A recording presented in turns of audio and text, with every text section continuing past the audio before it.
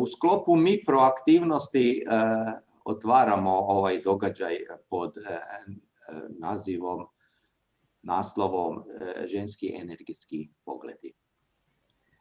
Iskazujem zadovoljstvo na ovoj Zoom raspravi uz veliku zahvalu svim učesnicama na odazivu i doprinosu. Danas želimo osnažiti energetiku sa ženskim pogledima. Polazimo od toga da je energija poticaj svih životnih procesa na zemlji. Energija pokreće procese koje onda stvara fenomen kojeg zovemo vrijeme. Kad energijom izazvane procesi zapravo prestaju i vrijeme iščezava.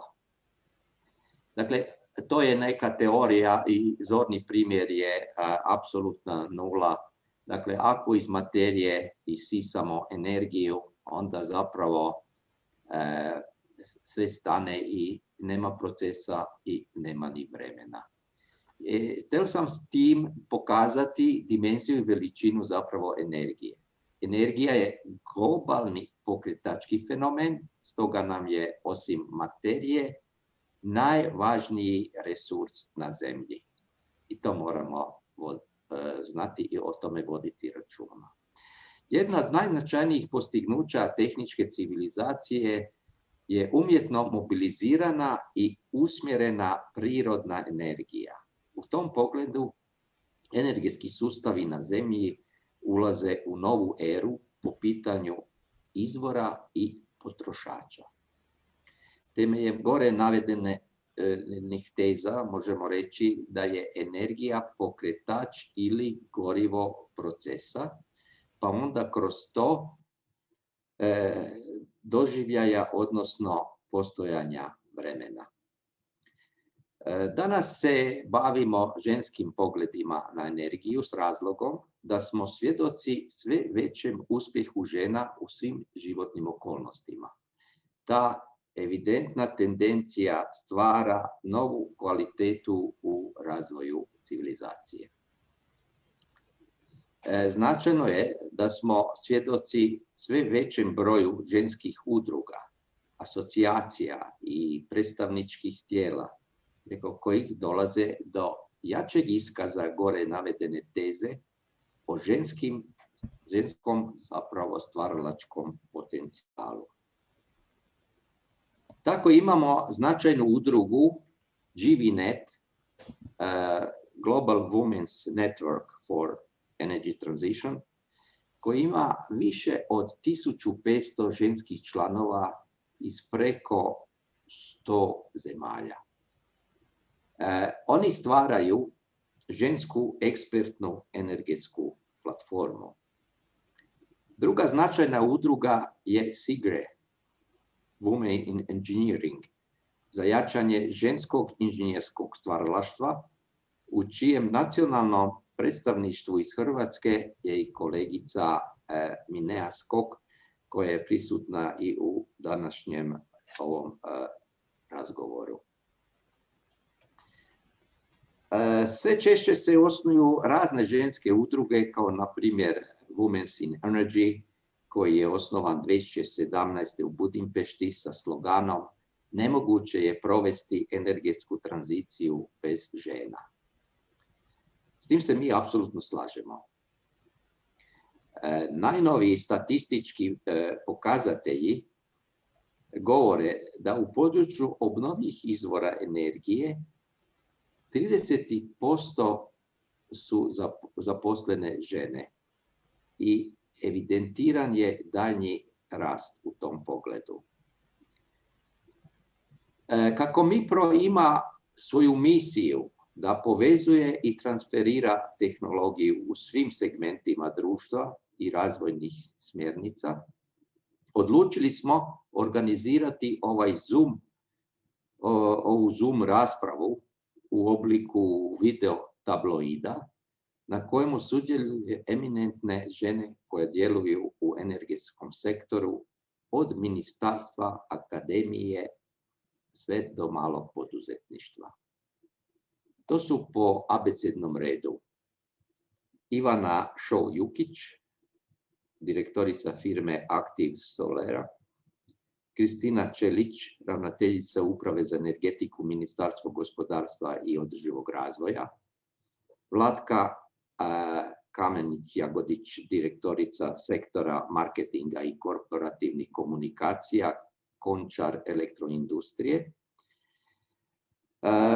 Vlatka Kamenić-Jagodić, direktorica sektora marketinga i korporativnih komunikacija Končara, da; Darija Karasavliković-Sedlar, redovita profesorica na Zavodu za naftno-plinsko inženjerstvo i energetiku Rudarsko-geološkog naftnog fakulteta u Zagrebu; Maja Pokrovac, direktorica obnovih izvora energije Hrvatske gospodarske interesnog udruženja; Minea Skok, predsjednica Znanstvenog vijeća Energetskog instituta Hrvoje Požar; Marija Ščulac-Domac, direktorica sektora za industriju i održivi razvoj Hrvatske gospodarske komore; i Vanja Varda, pomoćnica direktora sektora za tržišnu i marketinšku strategiju Hrvatske elektroprivrede. Za vođenje ovog razgovora je zadužen Zorislav Šojat. On je lučonoša MIPRO-a za idejne komunikacije u neograničenim rasponjima. Uz zadovoljstvo i evidenciju svih nazočnih, uz cjelovitost, započinjemo video tabloidnu raspravu. Zorislav, molim te, preuzmi moderiranje. Hvala. Evo još jednom dobar dan, dobrodošle. Izuzetna nam je čast u ovom času imati priliku razgovarati sa tolikim uvaženim stručnjakinjama. I sad ćemo zapravo, budući to me podsjeća na školicu, znate, po abecednom redu, pa onda ću ja sada po abecednom redu uzeti imenik i zamoliti svaku od vas da nam se u kratkih nekoliko rečenica, 2 minute najviše, predstavite. Dakle, po abecedi prvo imamo gospođu Ivanu Šou-Jukić. Dobar dan svima, stvarno mi je jako drago što mogu prisustvovati danas u ovoj raspravi. Hvala prvenstveno MIPRU na organizaciji, stvarno divna ideja, mislim da će biti jako dobro za razmjenu ideja i mogućnosti. Znači, ja se zovem Ivana Jukić i direktorica sam Active Solera, koja je hrvatska firma koja razvija SMO tehnologiju u Hrvatskoj. Naš primarni cilj je proizvodnja energije, odnosno zelenog vodika iz otpada. I to putem isključivo sunčeve energije, odnosno solarne energije, bez konverzije u električnu energiju.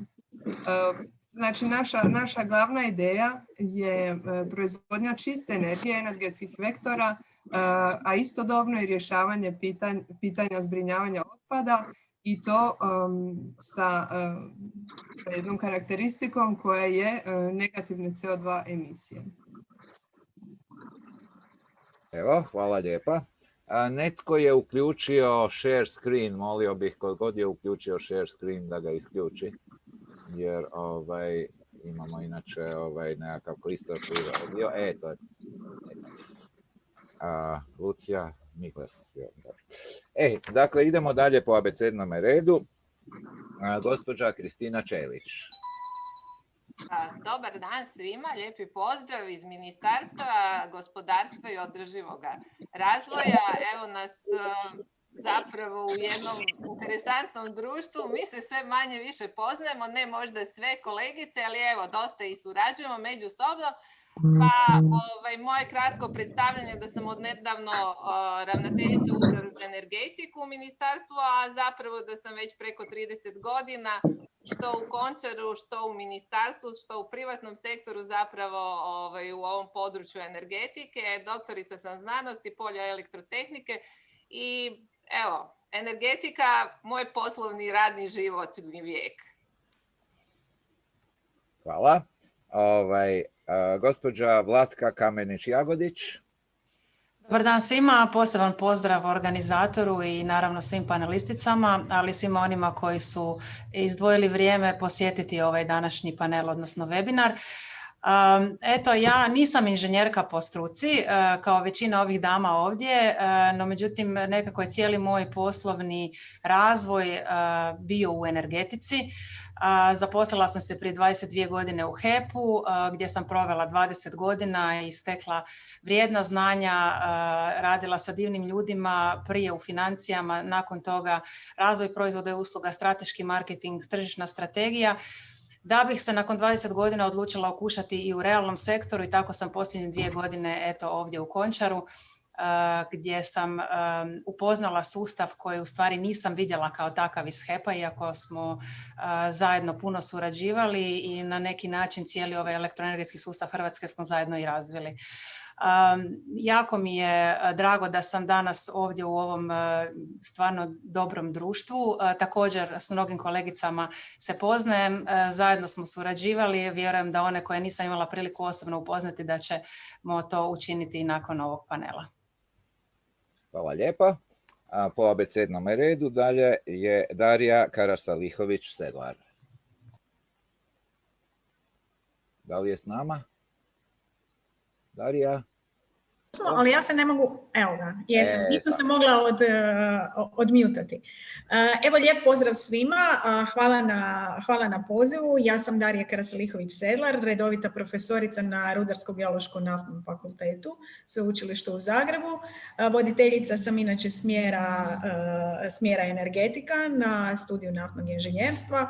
Ujedno sam i direktorica Ljetne škole naftnog inženjerstva kao oblika cjeloživotnog učenja u području nafte, plina i geotermalne energije. I evo, doktorica sam znanosti u tom energetskom sektoru i već sam 20 godina nekako u ovom tržištu plina, nafte i geotermalne energije i ujedno sam i članica Vijeća za energetsku tranziciju predsjednika Republike Hrvatske. Evo, to je moj mali životopis ukratko i nadam se da ćemo sa kolegicama razmijeniti zanimljive informacije s obzirom da smo iz različitih sektora, a većinom se, evo, kao što je i gospođa Kristina rekla, poznamo. Hvala lijepa. Gospođa Maja Pokrovac. Evo, zahvaljujem na pozivu i prilici da u ženskom društvu pričamo o nekakvim iskustvima i kako vidimo budućnost energetsku u Hrvatskoj. Dakle, moje ime je Maja Pokrovac, direktorica sam Gospodarskog udruženja Obnovljivi izvori energije Hrvatske. Ja sam kao i gospođa koja je prije rekla, znači nisam strujić ili strujička, dakle nisam energetičarka, ja sam magistar znanosti javnih politika. Život me odveo zadnjih 20 godina da komuniciram i vjerujem dobro kako u oblikovanju javnih politika, kako kada se one donose, na koji način sudjeluje jedan od sukreatora koji bi trebao biti, a to je i gospodarski taj segment. Okupljamo 80% izgrađenih do sada obnovljivih izvora u Hrvatskoj. Isto tako isti oni planiraju i nove obnovljive izvore energije kroz, vjerujem, modele koje ćemo komunicirati danas na panelu. Ono za što se zalažemo uistinu je za jedan sustavan i sinergijski pristup kako povezivati gospodarstvo, energetsko poduzetništvo, građansko poduzetništvo, kako raditi sinergiju između energetike i ostalih gospodarskih sektora kao što je, na primjer, poljoprivreda, kako inovirati, zato što vjerujem, a i svjedoci smo toga svega što se dešava u drugim zemljama, obnovljivi izvori energije nude snažnu sinergiju između i industrije i kroz inovacijske razne modele i to je budućnost koju vidim i u Hrvatskoj. Hvala lijepo. Gospođa Minea Skok. Dobar dan svima. Hvala vam što ste me pozvali evo da danas sudjelujem u ovom cijenjenom društvu. Ja sam prava energetičarka, strujička. Završila sam FER, Zavod za visoki napon i energetiku. Tamo sam radila 11 godina i doktorirala tamo. I onda sam prešla u institut Hrvoje Požar gdje sam u odjelu za prijenos i distribuciju energije, znači bavim se mrežama Iz tog područja sam i doktorirala i tamo sam vodeći istraživač, više manje konzultant iz tog područja mreža. Utoliko je i moja poveznica sa energetskom tranzicijom u tom segmentu dobre, pametne integracije obnovljivih izvora u elektroenergetski sustav.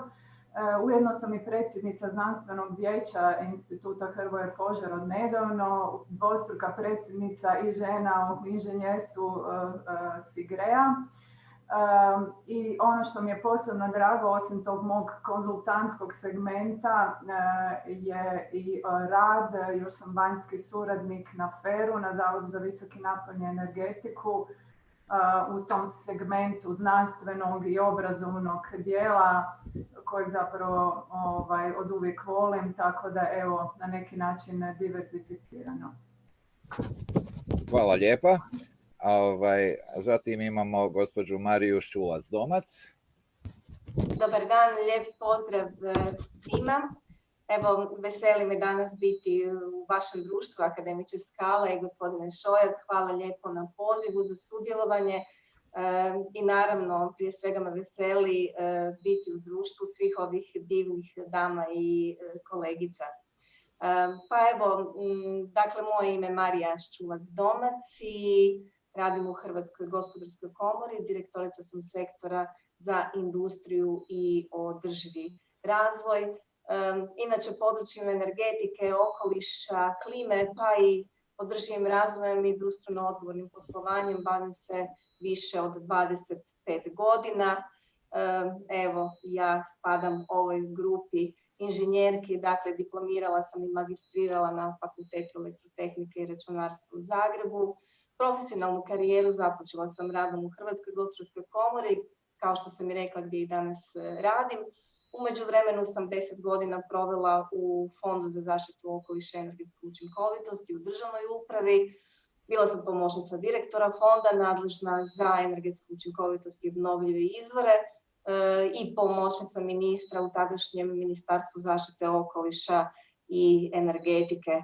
Evo, jedna možda crtica iz moje poslovne karijere. Dakle, dolaskom u ministarstvo 2013. godine radila sam na uspostavi prve uprave za klimatske aktivnosti u sustavu državne uprave u Hrvatskoj, te zapravo bila i prva pomoćnica ministra za klimu u Hrvatskoj. I još jedan detalj na nešto što sam posebno ponosna. U prosincu 2015. godine kao pomoćnica ministra za klimu bila sam član pregovaračkog tima i vodila službenu delegaciju Republike Hrvatske kada je usvojen Pariški sporazum. Eto, puno hvala. I što kažu Englezi, last but certainly not least, gospođa Vanja Varda. Dobar dan svima. Hvala organizatoru na ovom događaju i svim kolegicama na sudjelovanju. Moje ime je Vanja Varda, dolazim iz Hrvatske elektroprivrede u kojoj radim već zadnjih 20 godina u različitim poslovnim segmentima grupe. Znači od operatora distribucijskog sustava, opskrbe do sada tržišne marketinške strategije u DD-u. U tržište električne energije sam uključena od njenog otvaranja, od sudjelovanja pri kreiranju zakonskih nekakvih regulativa, propisa i zapravo organiziranja tržišta i njegovih sudionika kao takvih. Na trenutnoj poziciji smo u mogućnosti da definiramo smjernice HEP grupe i pomažemo pri kreiranju strategije i cjelokupnog nastupa na tržištu i odnosima prema kupcima, dok kroz dio marketinške strategije taj svoj nastup i približavamo onima kojima je namijenjen. U posljednje vrijeme sam izabrana u nadzorne odbore 4 društva koje su tržišno orijentirana, što je sve u skladu sa užim dijelom kojim se bavim, tako da je to nešto ukratko meni. Eto, hvala vam svima mnogo na ovim kratkim predstavljanjima. Dakle, ono zašto zapravo smo se uopće ovdje sastali je to da naša civilizacija je u dosta, ajmo reći, neugodnome položaju budući da smo tako jako puno posudili od naših nasljednika, od naše djece, unuka i tako dalje. I pokazuje se da zapravo ovakvom količinom potrošnje, ukupne potrošnje energije, potrošnje svega onoga što trošimo, bacamo i tako dalje, ko zna kamo ćemo doći. I zato smo nekako kao prvu temu rasprave današnje se pitali, dobro,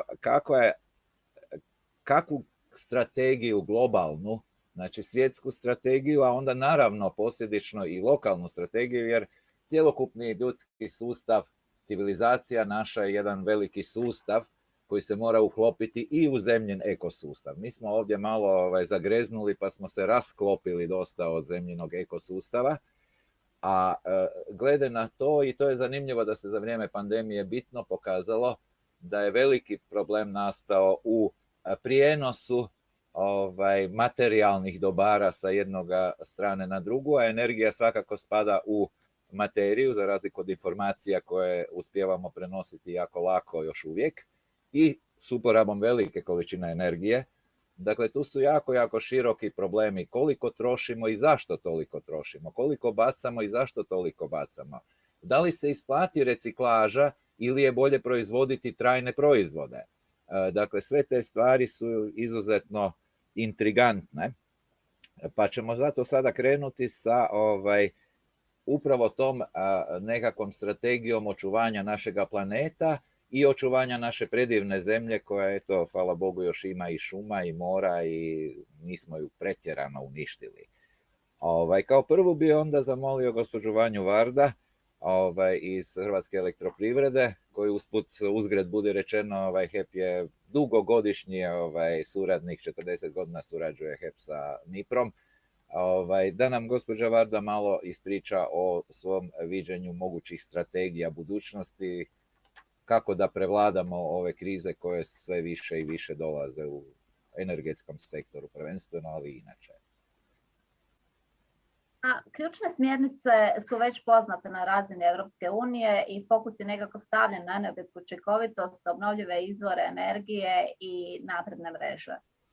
U skladu s tim smjernicama i HEP je svoju strategiju uskladio i sa strategijom energetskog razvoja Republike Hrvatske, a i sa smjernicama Europske unije. Naš smjer se u sljedećim godinama bazira na obnovljivim izvorima energije, koje planiramo postići kroz nekakva 4 koraka, a to je od revitalizacije postojećih hidroelektrana, izgradnje novih, izgradnje i preuzimanje obnovljivih izvora energije u smislu vjetroelektrana i solarnih elektrana. Evo, koristim priliku da se pohvalim, imat ćemo i prvi kombinirani park na području trenutno vjetroenergetskog parka Korlat, gdje će biti i vjetroelektrana i sunčane elektrane, 58 MW jednog i 70 MW drugog. Znači, onaj 4. korak koji nam je preostao u smjeru našeg obnovljivog scenarija je ta izgradnja visokoučinkovitih kogeneracija na plin, obzirom da se plin smatra obnovljivim izvorom u nekakvom prijelaznom periodu. Tako da je cilj do 2030. godine povećati 50% udio proizvodnje iz obnovljivih izvora sa nekakvih sadašnjih 6 TWh na 9 TWh godišnje. Također, nezaobilazna je i energetska učinkovitost u smislu povećanja, znači ne samo obnovljivih izvora u ovom proizvodnom portfelju, već i smanjenje gubitaka u prijenosnom i distribucijskom mreži elektroenergetskog sustava, a isto tako i u vrelovodnim mrežama za toplinsku energiju. Nadalje, ulažemo u napredne mreže, pametna brojila.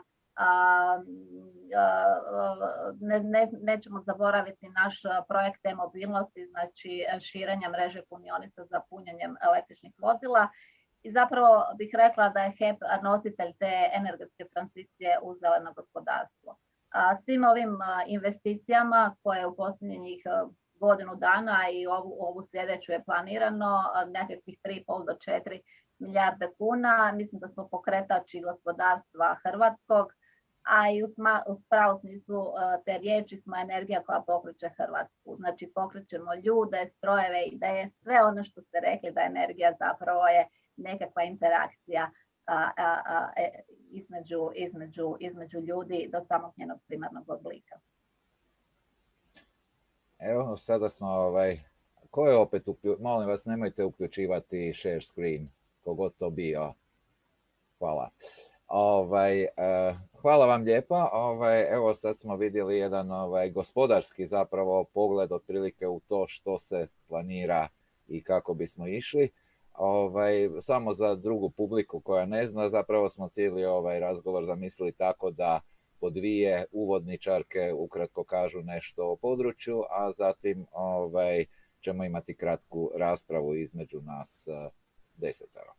Evo sad bih zamolio gospođu Mineu Skok da nam kaže nešto znači o tim nekakvim strategijama i što nam je činiti da bismo preživjeli. Ja ću tu malo, s obzirom da je moje područje elektroenergetika, znači električna energija, ali naravno to nije jedini aspekt, ima tu i drugih energenata, ali ja ću ipak malo, s obzirom na zadano vremensko ograničenje, više tu staviti fokus. Po meni, mislim, ja sam bila i ujedno jedna od autorica podloga za energetsku strategiju, tako da u pravilu samim time i dijelim nekako razmišljanja koje su ugrađena u to. Mislim da je ključno kada to promatramo, a i za samu sigurnost je to vezano taj 4D kao nekakav smjer u kojem bi se trebala razvijati energetika u budućnosti, znači dekarbonizacija kao osnovno načelo, znači smanjenje emisije stakleničkih plina, mislim da tu uopće nema dvojbe i tu je jasna uloga obnovljivih izvora energije, između ostalog. No, međutim, da naglasak bi danas stavila na ona druga 2D i onaj 4D koji se odnosi na potpornu tehnologiju, a to je decentralizacija. Dakle, osim što ćemo i naravno to će i ostati u budućnosti imati velika proizvodna postrojenja, kao i do sada, bitno je u principu da imamo i puno malih koji će zapravo postupno zamijeniti ta stara postojeća postrojenja na fosilna goriva. I tu onda dolazi i ta demokratizacija. Znači, aktivno sudjelovanje većeg broja i građana i gospodarskih subjekata i specijaliziranih tvrtki na tržištu električne energije. Mislim da je to zapravo ključno i da je to onaj smjer, to je moje mišljenje, u kojem Hrvatska zapravo treba ići. Da pored tih velikih gospodarskih subjekata poput elektroprivrednih tvrtki imamo i puno građana i gospodarskih subjekata koja će se odlučiti u investiranje u proizvodna postrojenja u smislu fotonaponskih sustava i slično i da njima omogućimo da tu vlastitu energiju u puno većoj mjeri nego do sada proizvode upravo oni. Europske studije kažu da bi do 50. godine svaki drugi građanin Europske unije mogao proizvoditi vlastitu energiju.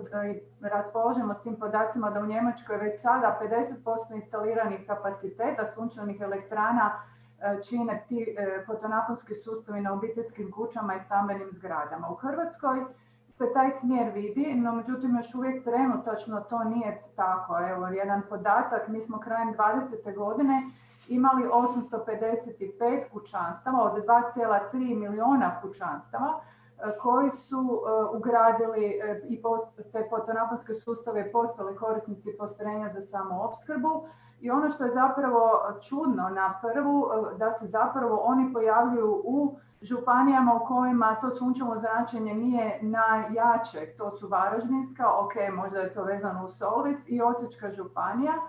I ono što je zapravo isto nezgodno, što je 43 njih izgubilo status korisnika postrojenja i sve ono usluže, tako da u principu mislim da postoje nekakvi izazovi i da moramo poticati zapravo to i to je smjer u kojem trebamo i ta diverzifikacija u smislu da nemamo samo velike elektroenergetske tvrtke, već i da građani i gospodarski subjekti aktivno sudjeluju, ali ovdje je ključno reći ne samo u proizvodnju, nego da preuzmu aktivnu ulogu i u ostalim segmentima, a to je i uravnoteženje u sustavu i to je zapravo ono područje kojim se ja i profesionalno bavim. I ona 4D, to je ta digitalizacija, odnosno sprega ICT-a i energetike kroz uvođenje naprednih mreža i ova međusektorska sprega vezano uz power to gas, power to heat tehnologije. Dakle, mislim da je to smjer u kojem Hrvatska zapravo treba ići i da će na neki način doprinijeti onda i samoj sigurnosti opskrbe, da se zapravo svi aktivno uključimo u to. Hvala. Hvala vam lijepa. Ja bih tu zapravo odmah napomenuo možda nešto što je meni palo na pamet što ste rekli što se domaćinstava tiče. Ja bih izuzetno rado imao solarne ćelije na mome krovu i mislim da bi svi krovovi imali solarne ćelije na svojim krovovima, kada bi neka tvrtka rekla evo ja ću vam postaviti solarne ćelije na vaš krov i dati vam pravo da ne znam čak možda i plaćam određenu količinu energije. Ja nemam nikakvu mogućnost stvoriti, dakle državna potpora tome što jedan dio toga što bi ja trebao uložiti je daleko premala za većinu ljudi koji imaju krovove. A krovovima bismo strašno puno riješili. Evo ja sad bih molio da li bi neko od vas, gospođa, još nešto htio o tome reći, molim vas. Evo, samo krenite govoriti. Ja bih samo dodala, ako mogu, naravno slažem se sa svime što su gospođe spomenule, a naročito sa točkama o dekarbonizaciji i decentralizaciji zapravo proizvodnje energije. Mislim da ne postoji samo jedna tehnologija koja bi mogla ponuditi rješenje za općenito proizvodnju energije, no ono što je dodirna točka svim rješenjima je proizvodnja iz obnovljivih izvora. Međutim, nije dovoljno samo se okrenuti obnovljivim izvorima, nego je bitno znači sekvestrirati emisije CO2, odnosno ne samo izbjegavati nove emisije CO2, nego zaista smanjiti emisije da se uđe u tu tendenciju negativnih emisija. Znači, naša firma nudi samo jedno od rješenja koja bi bila tretiranje otpada za proizvodnju zelenog vodika i električne energije uz smanjenje CO2 emisija.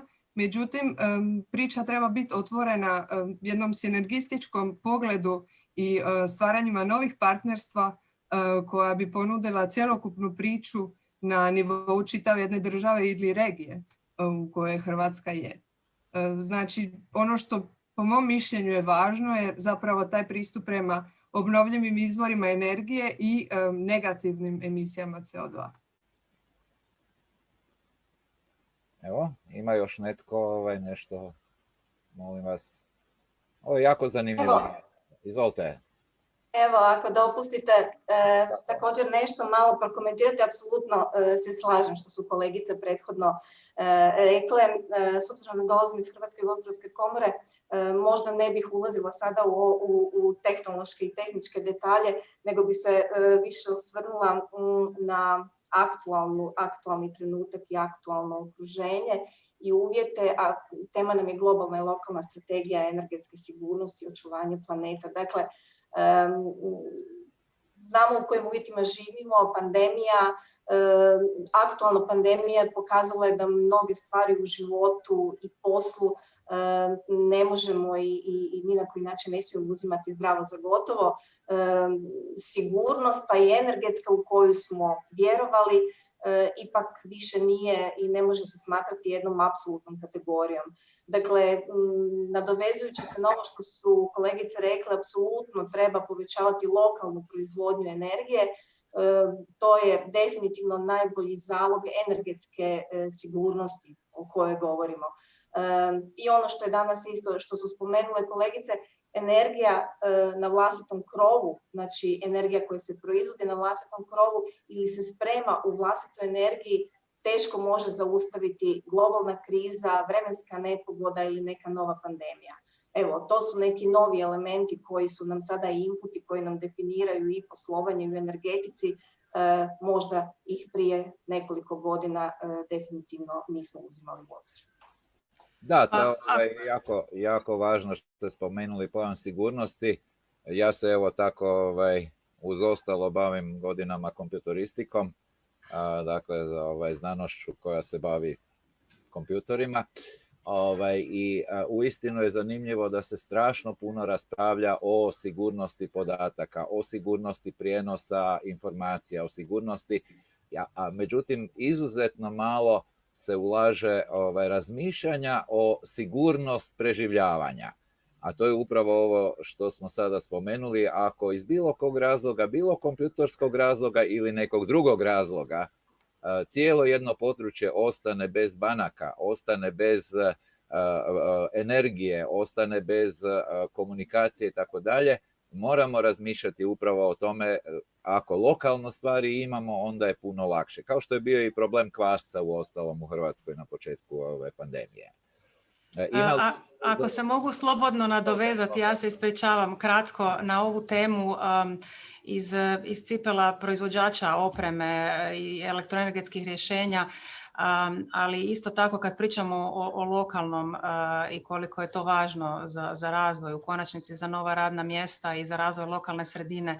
Znači, nije upitno koju strategiju imamo i koja strategija je pred nama i da je Hrvatska donošenjem te strategije se jasno opredijelila za korištenje obnovljivaca i postupno smanjivanje tih fosilnih goriva, no međutim tu strategiju treba i provesti. Ono što mi trenutno imamo, a to su podaci koje sam ja dobila, možda nisu skroz točni, ali su sigurno dobar pokazatelj, da uz nezanemarive poticaje je napravljen značajan pomak u segmentu izgradnje vjetroelektrana, da se temeljem podnesenih zahtjeva za dobivanje lokacijskih dozvola i zahtjeva za utvrđivanjem optimalnog načina priključaka na elektroenergetsku mrežu interes pokazao ogromnim, čak na neki način i premašuje projekcije iz energetske strategije, no istovremeno broj projekata koji su trenutno u fazi izgradnje je relativno skroman. Postoje neki problemi koje ne možemo zanemariti i koje moramo adresirati. Mislim da je ovo u stvari dobro mjesto za to. A to su da su ti problemi pri razvoju projekata prvenstveno način stjecanja prava na korištenje državnog zemljišta za izgradnju, zaštita okoliša i bioraznolikosti, priključak na elektroenergetsku mrežu i u konačnici poticaji. I kod svih navedenih problema investitori su u stvari suočeni s dugotrajnim procedurama, nejasno propisanim kriterijima i dosta visokim troškovima. Naravno, ja mogu sad pričati o prijedlozima kako te stvari riješiti, ali tu je potreban jedan dijalog, ali ono što je zasigurno vrlo važno istaknuti da je sad vrijeme za unapređenje tog zakonodavnog okvira koji će otkloniti postojeće probleme i omogućiti ostvarivanje tih postavljenih ciljeva kako razvoj takvih projekata ne bi trajao 5 ili više godina. Znači, transparentan regulatorni okvir, bolja investicijska klima, veći udio domaće komponente, što je nama naravno u Končaru jako važno, i povoljno financiranje. To je u stvari put ka toj ugljičnoj neutralnosti Hrvatske i naravno veće iskoristivosti europskog novca koji jest i bit će na raspolaganju. Eto, mi smo zapravo gotovo neprimjetno prešli u sljedeću temu, jer eto, teme se naravno vežu jedna na drugu. Dakle, sljedeća tema je zapravo upravo ta neophodna energetska i proizvodna autonomija, samostalnost Hrvatske. Dakle, tu se odnosi, danas raspravljamo o energiji, ali se to odnosi zapravo na ukupnu proizvodnju, jer kao što smo već spomenuli, čim dostavni lanci izuzetno mnogo energije troše da biste vi doveli nešto iz Kine. Ono što je veliki problem, čini mi se, da razmišljamo u novcu, a ne razmišljamo u energiji. Kada bismo plaćali u energetskoj vrijednosti, u kilovat satima, onda bi neki uređaj neki DVD player koji ja kupim ovdje u Hrvatskoj, a proizveden je u Kini, sa opremom koja je došla iz Tajvana, iz Amerike i tako dalje i došao u Hrvatsku, onda bi on zaista mnogo koštao. I to je jedna od stvari koje mislim da je jako važno na svijetu razmišljati, a budući da ne možemo isti čas razmišljati svi na svijetu, onda moramo barem lokalno razmišljati. I tu bih sad zamolio gospođu Kristinu Čelić da nam malo krene o toj neophodnoj energetskoj proizvodnoj autonomiji Hrvatske, da nastavimo ovu raspravu. Hvala lijepa. Evo, vrlo rado se priključujem ovoj raspravi koja je zapravo otišla i šire u vrlo specifične segmente, ali ja bih se sad opet vratila negdje na početak kada smo koristili energiju vode i energiju vjetra tamo gdje je ima u nekim prvim transformacijama, pa smo mljeli žito i tako dalje. I imali smo pčele koji bi nam napravile vosak, pa smo imali i svijeće. Evo, tako je to. Znači, tad nismo imali električnu energiju. Sada imamo električnu energiju i to je to. Ne? To je taj veliki civilizacijski iskorak i ono što mene veseli što ti elektroenergetski sustavi postaju vrlo aktualni upravo u tom daljnjem razvitku sustava na način da koriste obnovljive izvore, da to spojimo. Dakle, mi u energetici imamo dva iznimno moćna, ajmo reći, alata, a to je energetska učinkovitost i obnovljive izvore energije. Oni su u nekim našim postrojenjima zajednički spojeni, u nekim ne, pa tako govorimo o dijelovima, dakle, koje vi spominjete, negdje gdje idemo kroz učinkovitost, koliko to zapravo znači proizvesti lokalno ili dopremiti neku opremu iz daljine, dakle koliko se tu CO2 potroši i u tom smislu se zapravo jedna čitava inicijativa i zapravo stvara, a to je da znamo koliki je ugljični otisak nečega što trošimo već danas. Dakle, koliko smo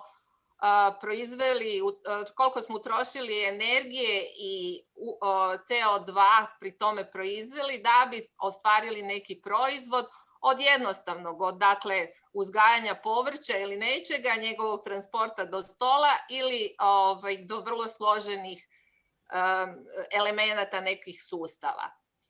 I u tom smislu je jako važno zapravo to što smo nekada i u energetici imali taj life circle, dakle koliko se energije utroši u proizvodnji opreme, koliko ona dugo traje i što je potrebno za njeno zbrinjavanje.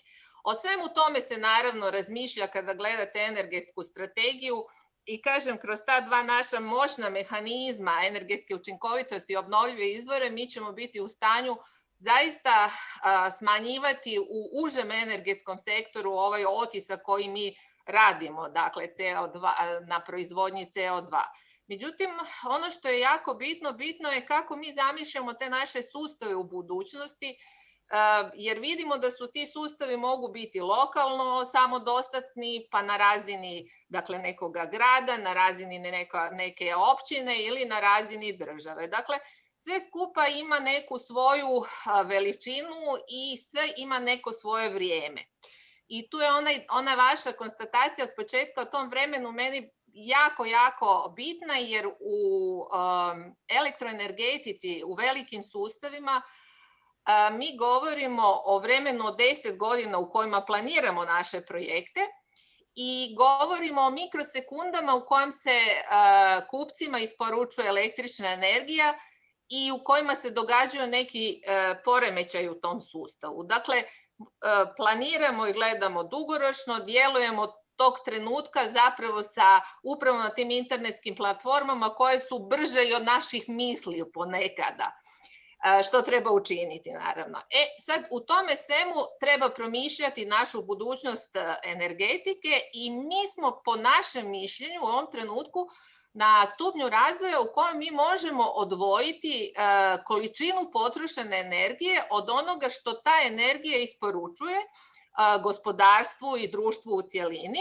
Dakle, i da možemo sa pravilnim mjerama i načinom kako ćemo razvijati naše sustave zapravo tu količinu potrošene energije odvojiti od razvoja društva. To je nešto što piše i u našem novom zakonu o energetskoj učinkovitosti, a naravno mi idemo i dalje sa zakonodavnim okvirom, pa tako u smislu onoga što direktive govore, dakle tržište, osiguranje neprekinute opskrbe energijom, električna energija kao univerzalna usluga, dakle civilizacijski doseg koji mora imati svatko, pokušavamo te sustave promovirati na način da budu što održiviji, da se naravno uključe građani, što će biti jako važno u budućnosti, da se s druge strane to ne radi, neki imaju, neki nemaju, pa jedni na račun drugih, da bude jedno zaista onako jedno široka platforma na kojoj svi sudjeluju na način kako to odgovara i naravno da ti sustavi iako ipak još rade na nekoj svojoj financijskoj utemeljenju, dakle da možemo sve to sebi priuštiti, da možemo energiju sebi priuštiti. Naravno, to je tranzicija koja kreće, nije to, mi dosta od toga smo napravili. Danas, evo recimo, u 2020. godini 15 teravata električne energije je proizvedeno, odnosno potrošeno u Republici Hrvatskoj, od toga 3,5 teravat sata samo iz obnovljivih izvora koje smo poticali od 2007. godine. Dakle, veliki iskorak smo napravili, taj dio je vrlo učinkovito napravljen, nismo potrčali odmah za najskupljim tehnologijama, optimirali smo, pa se možda neko nije, to će evo kolegice druge reći, možda nisu uvijek bili svi zadovoljni s tim kako taj razvoj i kako se ta dinamika odvija, ali mislim da smo jako puno postigli, da možemo postići puno više, da možemo ići naprijed sa tim malim sada solarnim elektranama, inicijativama, pa ne samo solarnim dizalicama topline, dakle sve ono što ide i jedan jako važan element koji će nas zapravo, u kojem možemo napraviti nevjerojatan iskorak, a opet je vezan uz električnu energiju, to je mobilnost. Dakle, u tom segmentu, osim toplinarstva u jednom dijelu gdje isto imamo veliki potencijal koji nije iskorišten, dakle, e-mobilnost je nešto što nas zaista može preobraziti vrlo brzo u niskougljično društvo i predvodnike upravo zahvaljujući obnovljivim izvorima energije koje možemo proizvesti kod nas u Republici Hrvatskoj. Da, što se e-mobilnosti tiče, to ćemo još malo tamo kod spremanja energije, jer nažalost ima tu isto dosta problema, kao što je primjerice reciklaža, kratko trajanje pojedinih spremišta energije, znači tu imamo jako puno još posla, ja mislim kao civilizacija, da zapravo električne aute pretvorimo u nešto što ima puno smisla. Nedavno sam zapravo gledao, kažu da negdje oko 800.000 kilometara bi bilo potrebno prijeći električnim automobilom da bi se ukupna količina energije uložena u proizvodnju, dostavu i tako dalje, kao i moguću reciklažu, što recimo veliki problem sa litij-ionskim baterijama reciklaže. To je recimo isto jedan od problema koji nažalost danas nemamo puno vremena, ali možda malo oko spremanja energije stignemo o tome popričati. Da bih zamolio gospođu Maju Pokrovac da nam nešto isto tako kaže o toj neophodnosti naše autonomije i energetske i kako sada stojimo. Evo, mislim da je gospođa Čelić dobro opisala kompletno okruženje. Ja ću možda malo se osvrnuti ovo što su gospođe kroz raspravu spomenule. Mislim da obnovljivi izvor energije je nešto što već ovo udruženje živi, tako da je to nama nešto neminovno što će se desiti puno brže nego što je bilo prije, jer uz i tranzicije znače i proces učenja. Ono što mislim da je najbitnije, što prije tu energetsku tranziciju, ali ne na uštrb kvalitete i održivosti, biti konkretan. U svemu ovom što govorimo i komuniciramo o raznim modelima, uvijek je najvažnije, čini mi se, propitati se na koji način najučinkovitije to možemo napraviti u Hrvatskoj, da ta energetska tranzicija ne bude dulja, nego da je možemo imati jednom dinamikom od koje korist ima i građanin, i industrija, i gospodarstvo, a i samo onaj koji upravlja i donosi strategije i određene strateške odluke. Kad govorimo o ovom investicijskom okruženju, mi smo prepoznali i vjerujem da dajemo taj nekakvu konkretan doprinos u energetskoj tranziciji ovoj zemlji. Ovo što je i navedena segment vezano za priključak, dakle radi se studija, imali smo sreću da Europska banka za obnovu i razvoj financira, tako da EIHP, evo i kolegica je tu, a i FER rade studiju koja će trajati ukupno 5 mjeseci. Ona je već započela prošli mjesec, upravo zato da se vidi koje su prepreke i koje su rješenja pri priključivanju obnovljivih izvora energije u elektroenergetsku mrežu. Drugi segment je, htjela bih reći, kad govorimo o financijskom segmentu, apsolutno smo svi i mi smo upravo zato i gospodarsko interesno udruženje, jer nam je interes domaća energija. To podrazumijeva sve ono što je domaće, maksimalno učiniti da domaće tvrtke nađu ovdje prostor, ali kad govorimo o financijama, novac nema nacionalnost, to nije moja rečenica jednog od gospodina koji je vodio jednu od naših većih firmi, tako da to globalno što više znanje Hrvatska treba unositi, ali ga konkretizirati na naš način, ono što je najbolje i kad se donose takve stvari, onda se uistinu gleda koja razina i koji standard može gospodarstvo podnijeti takve nove stvari kao što je zakon ili su strategije. Drugo je vodič za ulaganje u obnovljive izvore energije u Hrvatskoj, on će uskoro biti gotov, dakle to isto, to su prve 2 studije koje u Hrvatskoj će olakšati tu energetsku tranziciju na jednom mjestu kako ulagati u obnovljive izvore u Republici Hrvatskoj, zato što ne postoji, nažalost, jedno mjesto koje daje pregled svakom ulagaču, investitoru, koji su to koraci plus rješenja na koji način prebroditi i poboljšati te prepreke. Tako da mislim, uvijek volim vidjeti, a i onda i našu raspravu, a i ukupno što više smo konkretni i stručni, mislim da je to dobro za ukupno razumijevanje. Drugu nišu koju vidim za ovaj autonomnost i neovisnost Hrvatske je sinergijsko djelovanje. Mislim da je premalo i žena, ali općenito nas doslovce u ovoj energetici, to je 50 do 100 ljudi.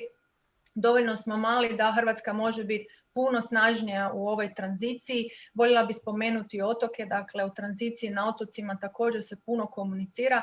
Imamo kvalitetne i tvrtke, ljudi koji su u obnovljivim izvorima energije rade diljem svijeta, dakle doslovce ne postoji zemlja u kojem naši stručnjaci, dakle imamo jednu razinu 15 godina ogromnog znanja. Mislim da Hrvatska može snažnije u to zakoraknuti. Vjerujem da će se to desiti, jer prošle godine do ove donose se strateški dokumenti, otvara se novi premijski model, dakle prošla ova godina svjedoči u jednoj boljoj dinamici i mislim da Hrvatska i s nama ženama ovdje gdje jesmo moramo pokušati onda i regionalno dovesti da Hrvatska to znanje koje ima može se nametnuti i kao regionalni lider.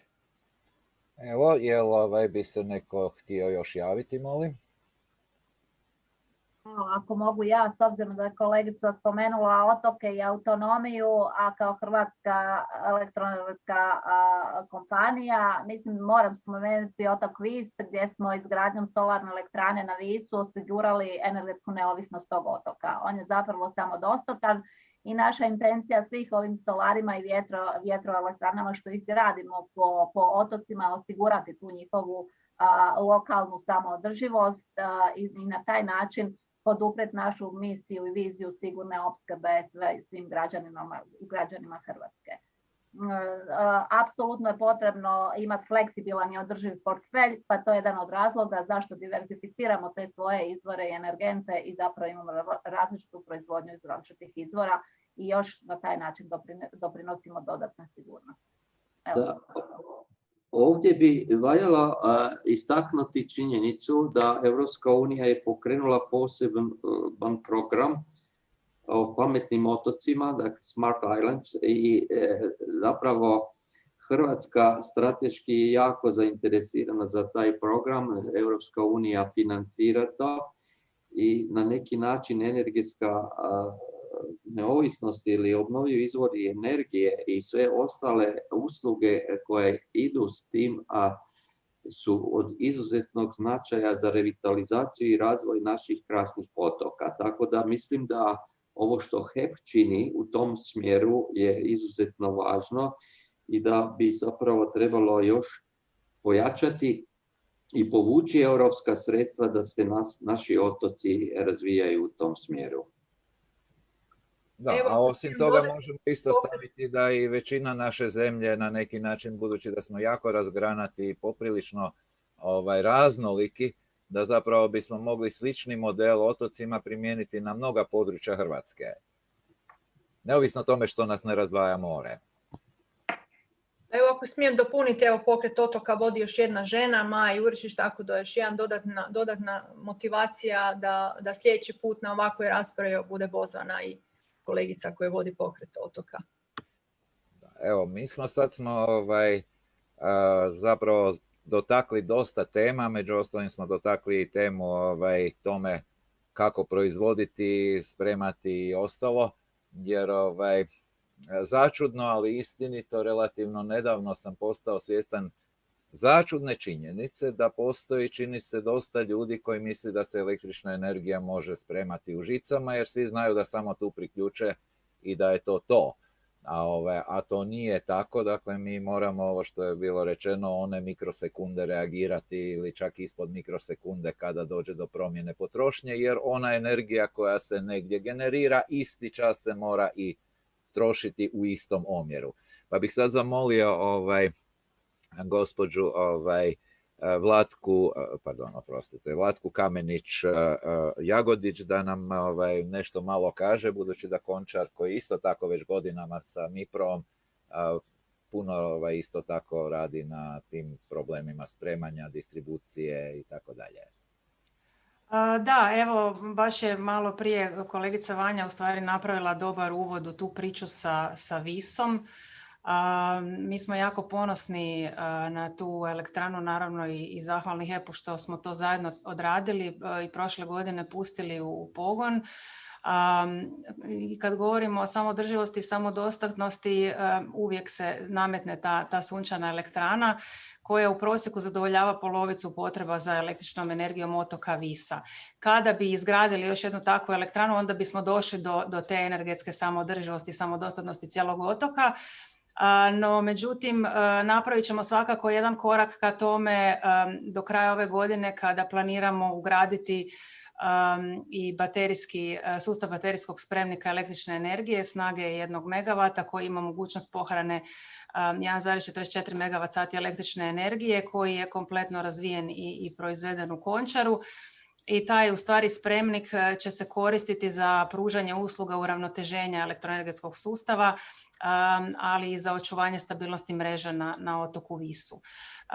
U tu svrhu odabrane su baterije koje će omogućiti brzo reagiranje baterijskog spremnika i u slučaju potrebe isporuke energije, kao i u slučaju pohrane električne energije proizvedene iz sunčane elektrane ili iz elektroenergetske mreže. Baterijski spremnik biti će smješten u kontejnerima, isporučit će se spreman za montažu, odnosno ugradnju na teren i spajanje, i u njega će biti ugrađeni Končarevi dvosmjerni pretvarači i centralni sustav upravljanja baterijskim spremnikom, a integrirat će se kao i svi ostali potrebni podsustavi. Baterijski spremnik Vis, kao i sunčana elektrana Vis, bit će spojen na srednjonaponsku mrežu otoka Visa i kroz to u stvari implementirano rješenje otok će zasigurno biti korak bliže toj samoodrživosti, što se nadamo se zahvaljujući naporima HEP-a da će to pratiti i ostali hrvatski otoci. Da, jer tu je inače zanimljivo budući da spremanje energije postoji mnoštvo različitih pristupa. Recimo, meni se čini da je zanimljiv isto pristup zračni akumulatori, znači veliki spremnici komprimiranog zraka koji mogu funkcionirati od, ne znam sad točno, ali od nekoliko megavata pa nadalje. Dakle, nemaju smisla za jako male količine, što isto, dakle, mi ćemo svi morati malo razmisliti o nekim potpuno alternativnim pristupima, koji često mogu biti mnogo jednostavniji za proizvodnju, pa čak, a s druge strane i možda lakši za okoliš. I sad bih zamolio gospođu Dariju Karasalihović-Sedlar da nam malo iz više, dakle, ajmo reći znanstvene strane, pokuša malo reći o tim mogućnostima prijenosa spremanja i potrošnje i proizvodnje.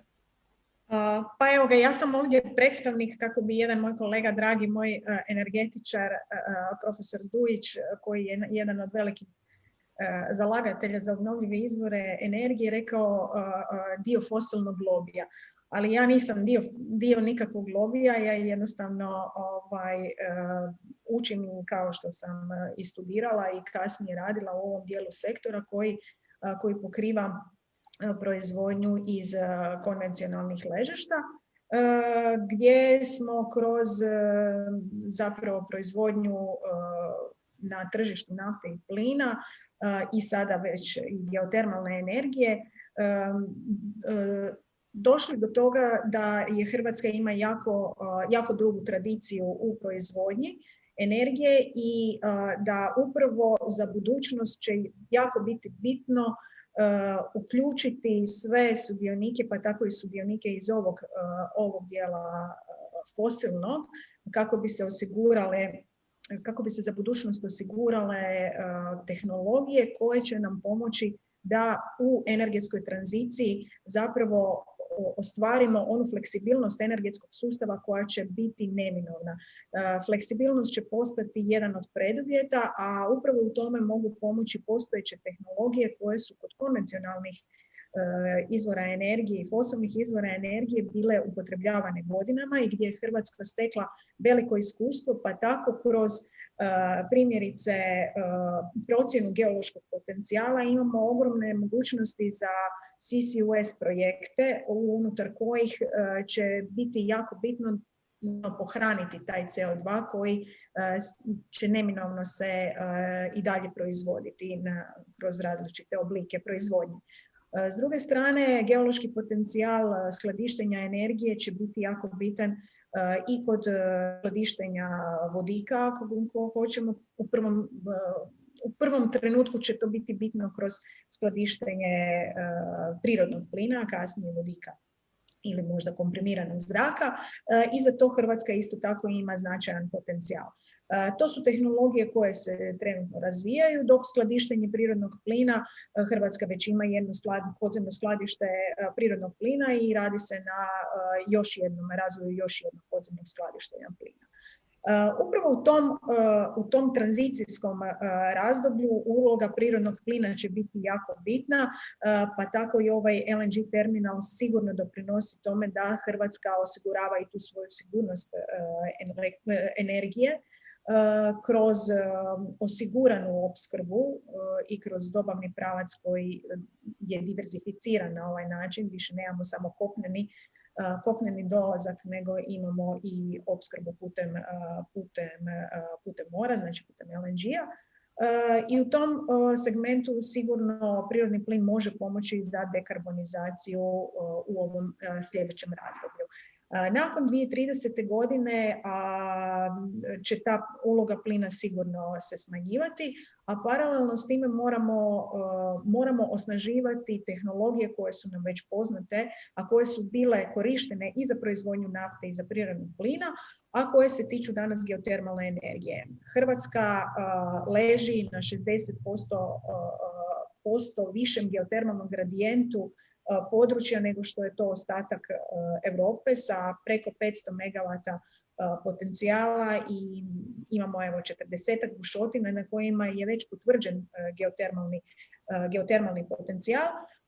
Tako da iskustvo koje smo stekli godinama kroz proizvodnju nafte i prirodnog plina sad trebamo moći primijeniti na geotermalnu energiju, jer su to zapravo iste tehnologije, potpuno isti način izrade bušotine, potpuno isti način opremanja bušotine, mislim malo drugačije, ali ista je tehnologija što se tiče same proizvodnje iz geotermalnih ležišta na kojima Hrvatska bi sigurno trebala jedan dio svoje energetske budućnosti zasnivati. Dakle, taj potencijal geološkog skladištenja energije koji će biti bitan za buduću fleksibilnost energetskog sustava, geološki potencijal, ali i mogućnost osnivanja klastera za klastersko povezivanje proizvođača CO2 i onih koji taj CO2 mogu i znaju geološki skladištiti, će definitivno biti, ja vidim na neki način definitivno ciljevi razvoja ovog dijela energetskog sektora kojim se ja krećem i sigurno tu ima jako puno prostora za međusektorsko povezivanje i interdisciplinarni pristup svim ovim projektima, jer za takvo povezivanje će biti potrebno i znanje iz tehnologije, klasičnog pridobivanja iz fosilnih ležišta, plus elektroenergetski sektor, plus mali poduzetnici, veliki poduzetnici. Dakle, treba će definitivni jedan drugačiji pristup energetici nego kao što smo do sad imali strujići, pa fosilci, vjetar i slično. Dakle, treba ćemo taj Atomci, tako je. Znači, treba ćemo jedan malo drugačiji pristup kojem moramo moći iskoristiti postojeća znanja i potencijal kojega imamo. Da, zapravo sad kad smo u tom nekakvom razdoblju, kad smo shvatili da ne možemo dalje ovako kako idemo, ne možemo najedanput preći na kompletno nešto drugo, mora postojati neki razvoj, a osim toga kažu da nikad nije dobro sva jaja staviti u istu košaricu. Eto, dakle, sad opet otvaram raspravu. A evo, ja sam se javila, ako mogu samo malo dopuniti sve ovo. Jako je važno znati da mi zapravo, kad gledamo na visoko učinkovite kogeneracije, onda ne gledamo samo da su one iz neke biomase koja je ograničeni resurs i o čijem održivosti moramo posvemašno voditi računa, jer mislim da smo već na rubu mogućeg korištenja, odnosno prirasta šuma u Europi, pa slično i kod nas, već pomalo se bližimo tome i u tom smislu i strategija i ograničila te resurse da budemo pažljivi prema njima. Međutim, kada govorimo o plinu kao gorivu u tranziciji, onda definitivno gledamo na visoko učinkovitu kogeneraciju u kojoj sa 60-66% proizvodite električnu energiju u odnosu na klasičnu proizvodnju oko nekih 30% učinkovitosti. Dakle, to je taj mehanizam energetske učinkovitosti koji se i ovdje primjenjuje i definitivno u narednom periodu bez toga sustavi teško da će moći raditi. Ono što je jako bitno su planiranja na lokalnoj razini. Kako će se toplinarstvo orijentirati prema budućim, dakle sadašnjim i budućim tehnologijama, a u tom smislu je geotermala jedna od naših zaista izvrsnih potencijala i evo i novim izmjenama zakona zapravo o ugljikovodicima mi smo zapravo dali veliki naglasak na geotermalnu energiju i od nje puno očekujemo i to ne samo u proizvodnji električne energije jer možda takvih područja i takvih rezervi nemamo dovoljno ili nisu dovoljno komercijalno, moraju se bušiti, ne moraju biti jako duboke, već zapravo ovo toplinarstvo koje je vrlo bitno u budućnosti u tim centralnim toplinskim sustavima. Dakle, naša budućnost jedan puta počiva na individualnim postrojenjima, malim kao dopuna i centralnim sustavima dobro umreženim i razvijenim. I u tom smislu bi se malo pohvalila kako smo mi donijeli jedno zakonsko rješenje, a vezano je, ja sam rekla e-mobilnost, to možda nije baš e-mobilnost na koju vi mislite, ali zapravo u gradu Zagrebu, gradu Osijeku, tramvaj voze na obnovljivu energiju. Dakle, zakonski je obvezno da sva energija koja je potrošena u prometu, u javnom prometu, ima sertifikat obnovljive energije. I to je zakonsko rješenje od 2018. godine, primjenjuje se i na našu željeznicu i u tom smislu je ta transformacija iznimno bitna i potrebna. Evo, ja bi to malo samo još dodala na ono što je prije rečeno. To je jako bitan čimbenik u svakom slučaju, nego kad ste već spomenuli drvo kao postojeće, uvijek si razmišljam da kad bi ljudi shvatili da zapravo mi imamo samo pola pluća, a druga polovica pluća je izvan nas u zelenilu, onda bismo možda malo više razmišljali o zelenilu oko nas, jer jedan od bitnih načina kako globalno možemo smanjiti emisiju CO2 je upravo tako da upotrebimo, da radimo pošumljavanje, što je upravo suprotno onom što se radi u brazilskim prašumama i tako dalje. I s druge strane je zanimljiva stvar, znate, nama ovaj čas, hvala Bogu, CO2 nama što se disanja tiče ne smeta, jer mislim da negdje preko 23-25% je otprilike kada pluća počinju reagirati na CO2, ali oni koji trenutačno uživaju jesu biljke. Znate, zamislite da nam se digao razina kisika za nekakvih 10%. Svi bi bili jako high, što bi rekli. Tako da bi ja sad prešao na ajmo reći, zadnje ovako individualističke pitanje, a to je zapravo dokle uopće možemo ovako nastaviti bez promjene proizvodnje, pristupa potrošnji.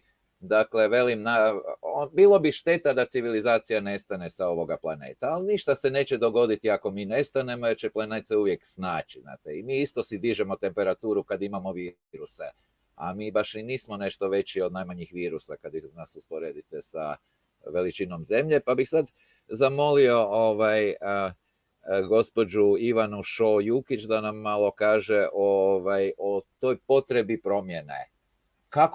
Dokle uopće možemo? A dokle? Do jučer? Mislim da je trenutak zapravo vrijeme za reagiranje, čak je i prošlo što se tiče nekih stvari.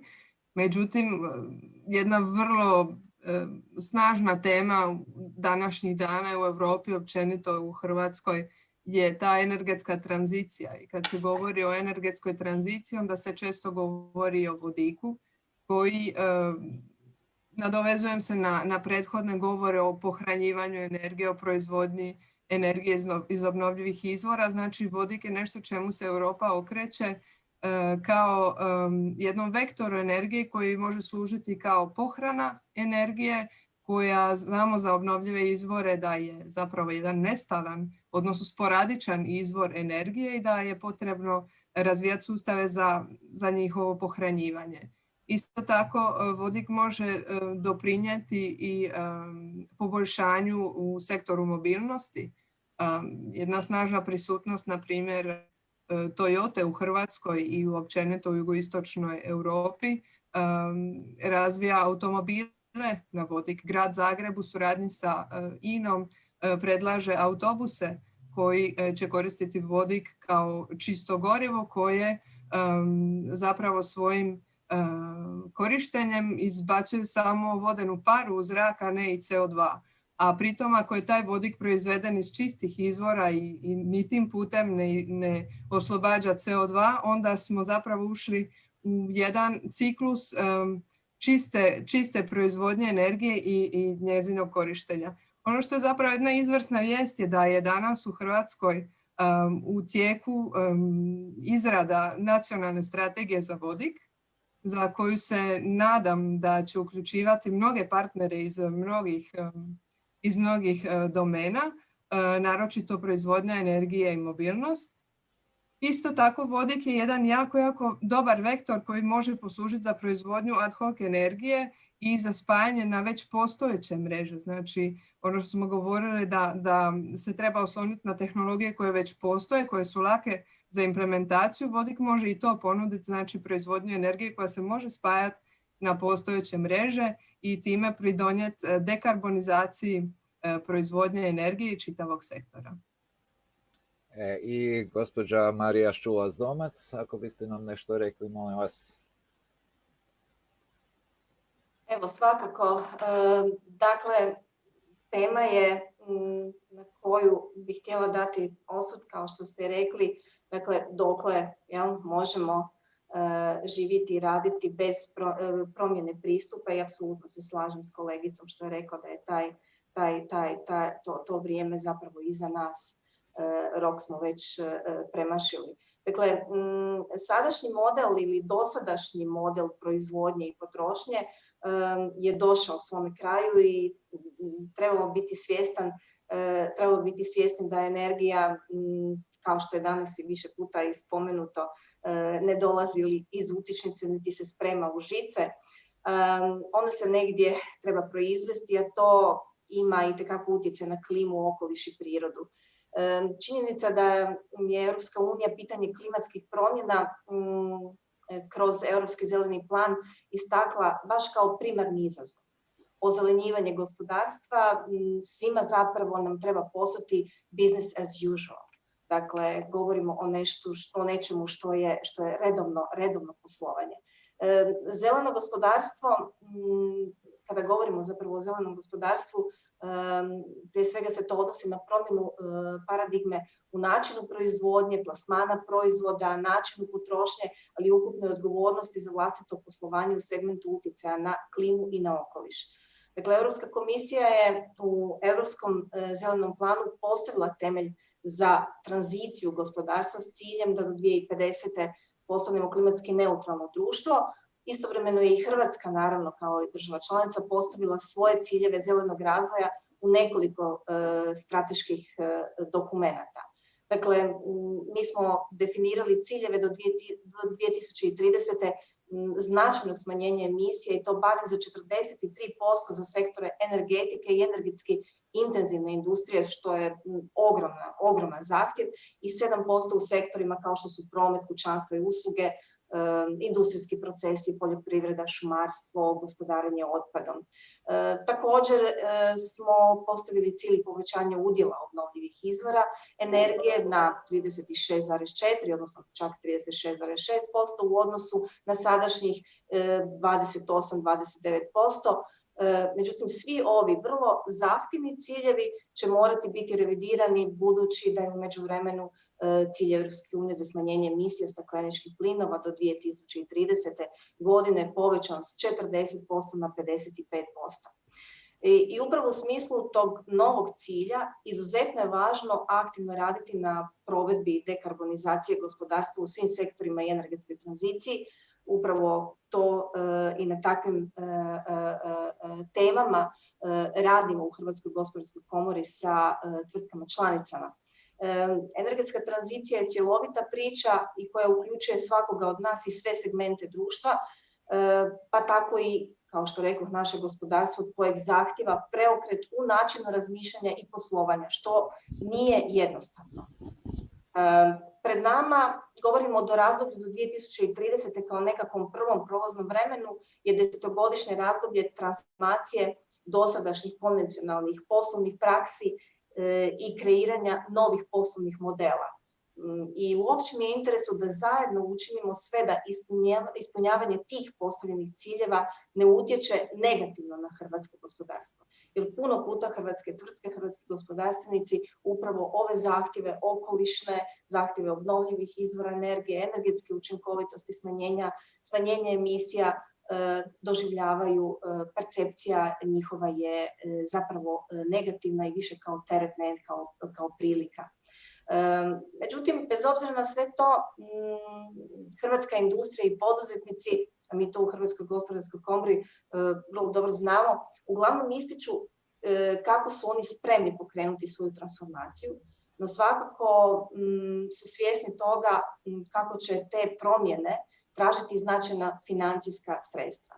Znači, svaku tvrtku, svako postrojenje mora se promatrati individualno i ta niskougljična tranzicija, dekarbonizacija neće biti jednaka za sve. U tom smislu i tvrtke, poduzetnici trebaju i očekuju ne samo tehničku pomoć, nego i veliku financijsku pomoć. Zato govorimo i o velikom potencijalu i prilikama koje nudi novi višegodišnji financijski okvir financiranja do 27. Nacionalni plan oporavka i otpornosti, pa i niz drugih fondova koji su na raspolaganju u Hrvatskoj upravo za modernizaciju poslovanja i za dekarbonizaciju, kao što je modernizacijski fond, inovacijski fond, fond pravedne tranzicije i tako dalje. Dakle, mi u Hrvatskoj imamo s jedne strane vrlo kvalitetne tvrtke, iznimne tvrtke, predvodnice u razvoju i primjeni niskougljičnih tehnologija.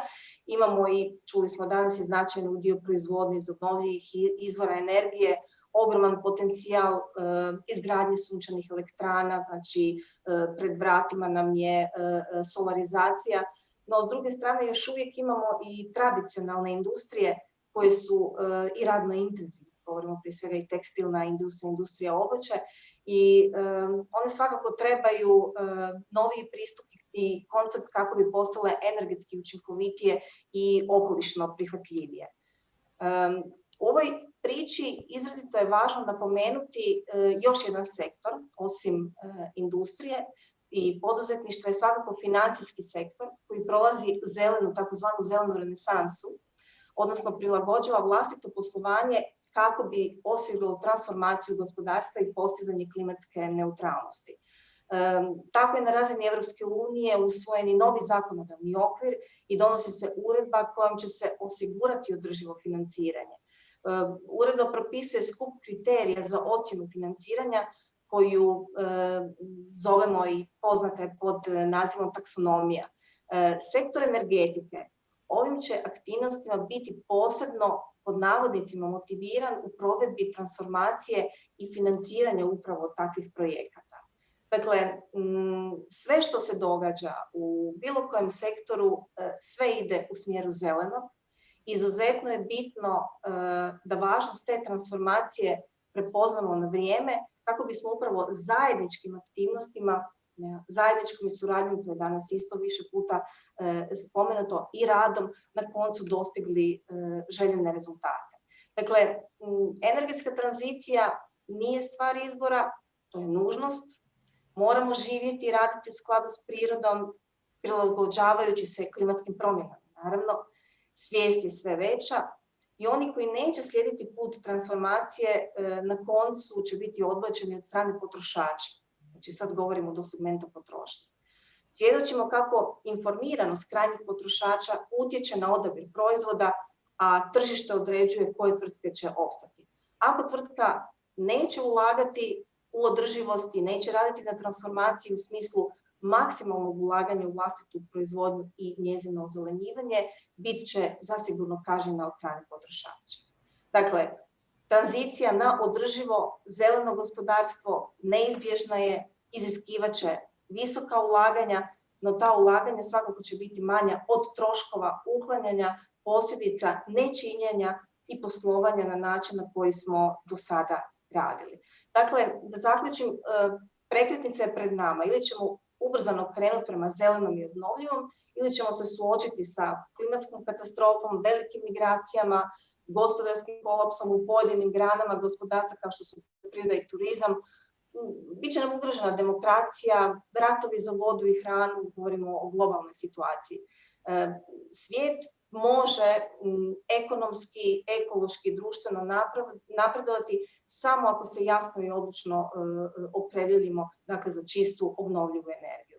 Biti obnovljiv, zeleni, održiv više nije izbor nego imperativ i danas je više nego jasno da je to jedina naša budućnost ili te budućnosti uopće neće biti.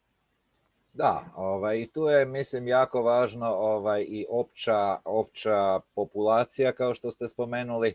Dakle, jedan od bitnih, zato i sam skup smo napravili, da se što više ljudi uputi u to što su zapravo, zašto uopće moramo sve skupa mijenjati, i mislim da svi zajedno moramo što više raditi na općoj prosvjeti, da ljudi shvate u kom se trenutku nalazimo. Evo, ima li još neko na ovo dodati? Sigurno imamo puno još za raspravljati.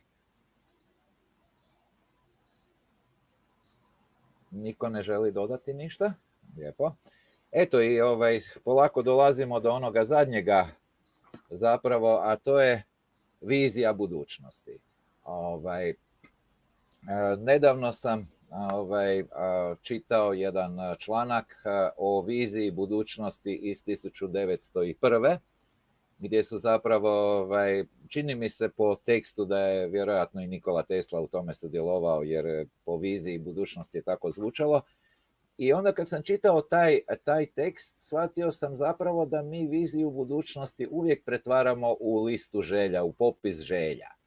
Dakle, sad bi zapravo za sam kraj, ovako možda opet da idemo nekakvim redom, hoćemo li abecednim najjednostavnije, pa svaka da nekakve 2 minutice pogleda kako bismo mi zapravo budućnost željeli, šta da bude, kako da energija funkcionira. Dakle, tu se možemo i malo odvojiti u science fiction u onom smislu da svi više manje znamo kakve su mogućnosti budućih tek početka razvoja pojedinih tema i tako dalje. Pa malo, evo, kako bismo htjeli da naši praunuci žive, pa ćemo onda po redu gospođa Ivana Šo-Jukić. Moram malo držati red, pa abecedni, inače bi se neko mogao naći na krivom mjestu u krivo vrijeme. Dobro, onda ja probijam led. Da, to je stvarno jedna ovako, po mom mišljenju, teška tematika vizije budućnosti, s obzirom na to da znamo kako je stanje danas.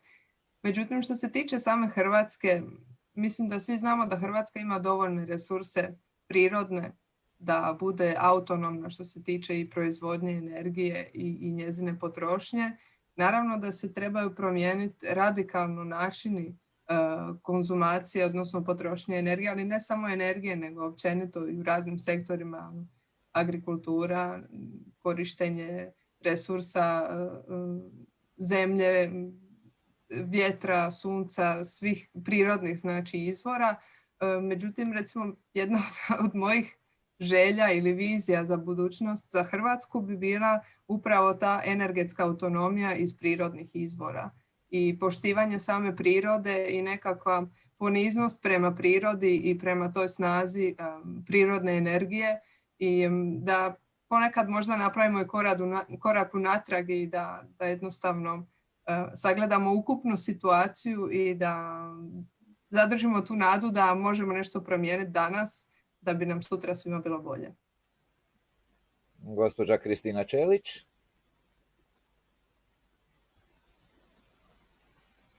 Evo, moja želja neka je da znamo što činimo. Da znamo što činimo kada kažemo ovo je dobro i dobro je zato što je to zaista dobro. Građanska energija, kako je sad evo zovemo, ili to je dobro ili već radimo na zauzetom prostoru. Mi nemamo previše prostora. Neke tehnologije zahtijevaju prostor. Mi nemamo previše vremena. Neke tehnologije zahtijevaju vrijeme. Dakle, moramo se fokusirati na ono što nam je dostupno, realno moguće i najviše u tome da smo svjesni kako, dakle, od malih nogu da smo svjesni što trošimo. Jer nekad smo mi grijali samo jednu prostoriju, danas imamo stanove prostore u kojima ni ne boravimo, a griju se, znate.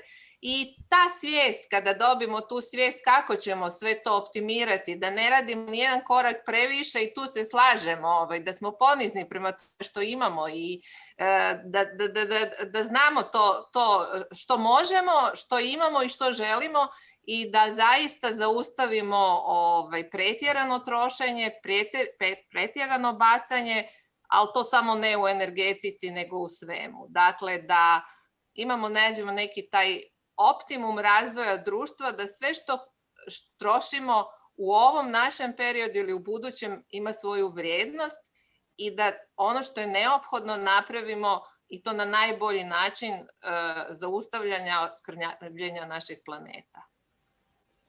Gospođa Vlatka Kamenić-Jagodić. Pa ja bih rekla u stvari da svi mi osobno moramo biti aktivniji zagovornici održive ravnoteže kako bi sutra svojoj djeci i budućim generacijama osigurali jedan bolji svijet. Uvijek nekako to kreće od vrtića, učimo neke elementarne stvari, a onda u stvari vidimo da jako puno ljudi to ne poštuju i ne provode u svom životu.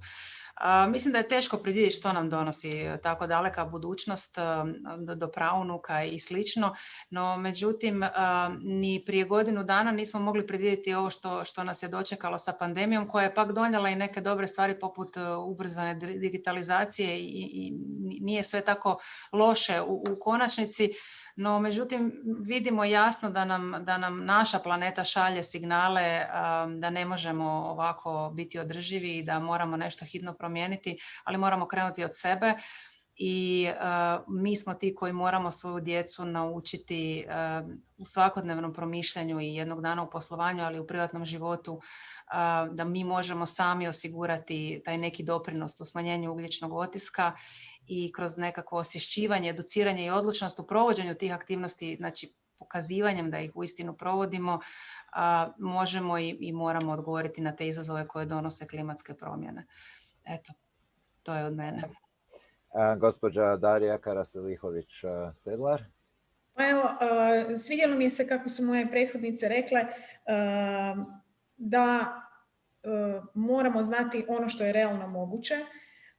Pritom bi ja dodala da trebamo iskoristiti svu onu postojeću infrastrukturu koju imamo i prenamijeniti ju u maksimalno korisnom stilu kako bi postigli tu dekarbonizaciju. Moramo mijenjati mindset.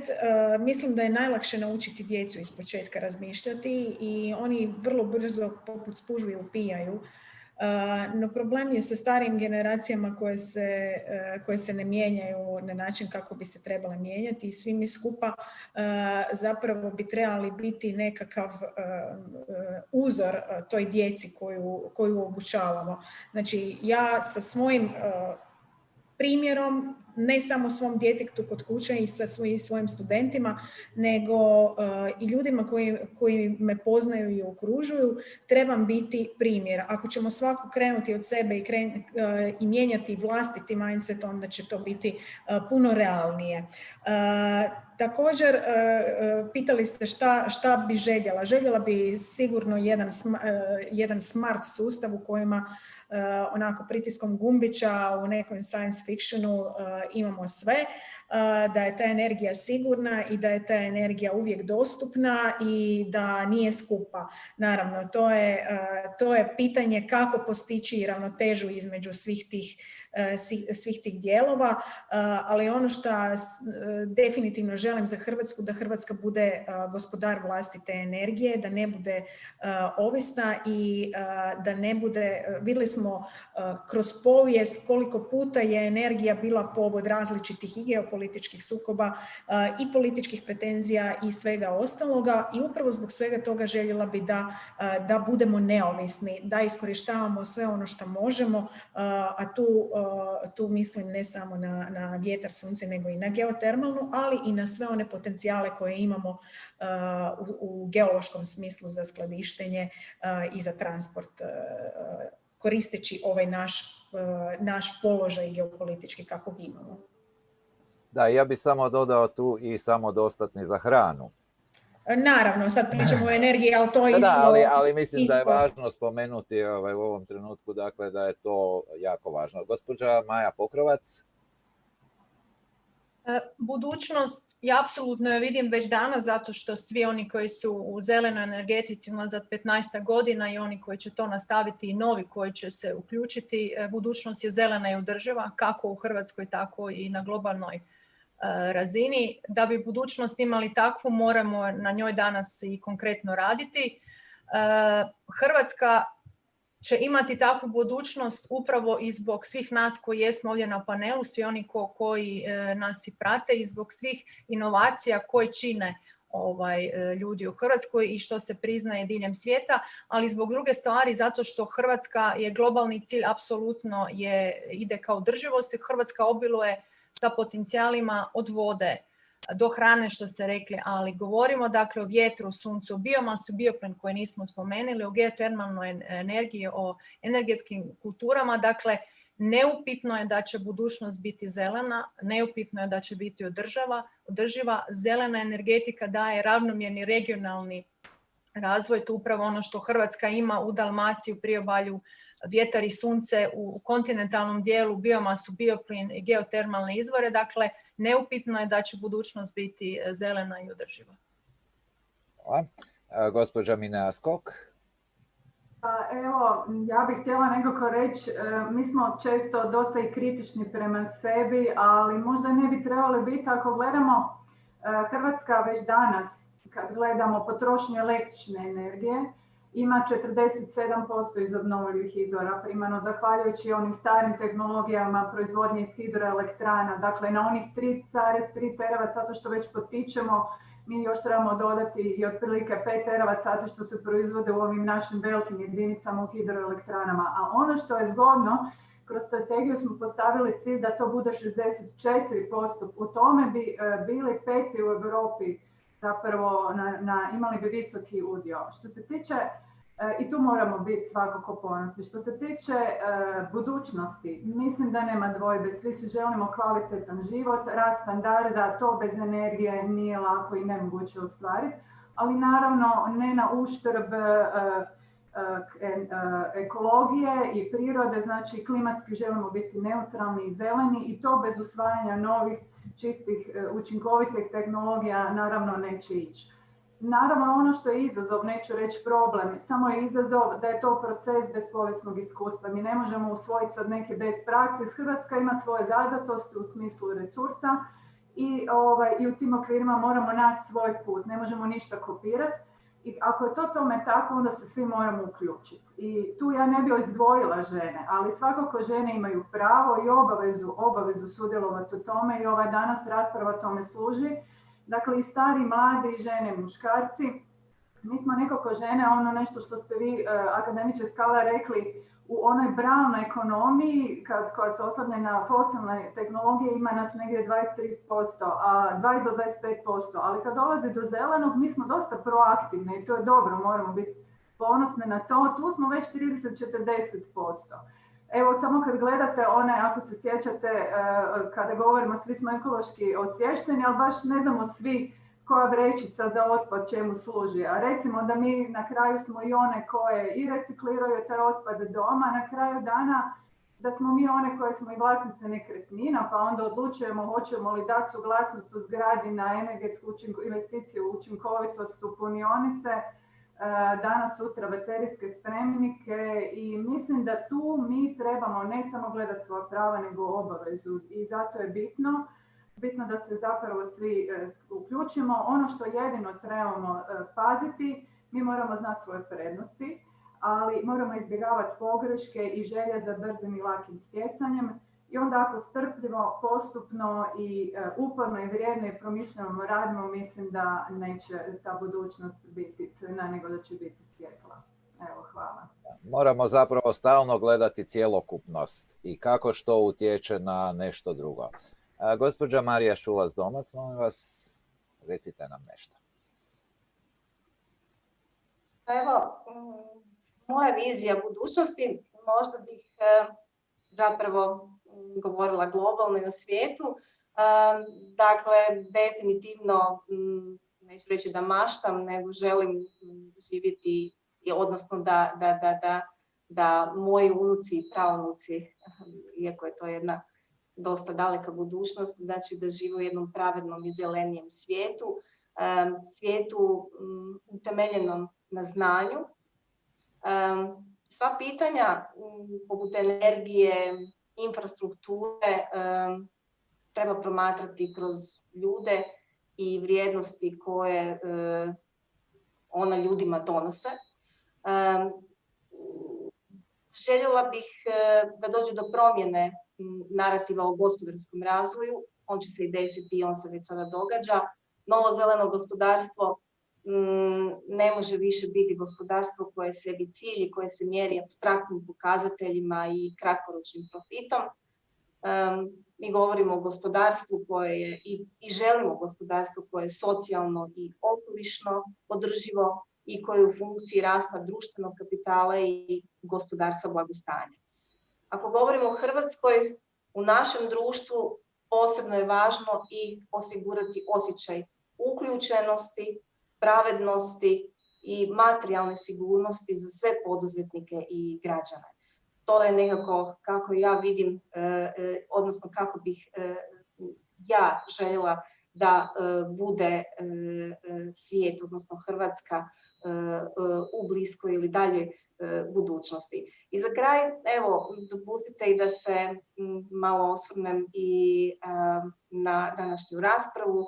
I evo, ja moram reći da mi je fokus rasprave, bez obzira na naslov i sudionike, odnosno sudionice, nije bio na takozvanom ženskom pogledu, već na problematici s kojom svi živimo, s kojom smo svi suočeni, bez obzira. Dakle, činjenica, još moram to reći, je da sektor energetike, moramo to reći, je pretežito takozvani muški sektor. I kad se razgovara o tehničkim pitanjima, tada zapravo u panelima i u ovakvim raspravama ćete pretežito vidjeti muškarce. A danas, i kada se inače razgovara o pitanjima koja su, ja bih rekla, osjetljivija, možda s više nijansi, kao što su onečišćenja, klima, održivost, obnovljivost, društvena odgovornost, evo tada imamo panel gdje su sve žene. I zato mi je bilo danas posebno drago i sudjelovati u ovoj raspravi. Hvala. I gospođa Vanja Varda.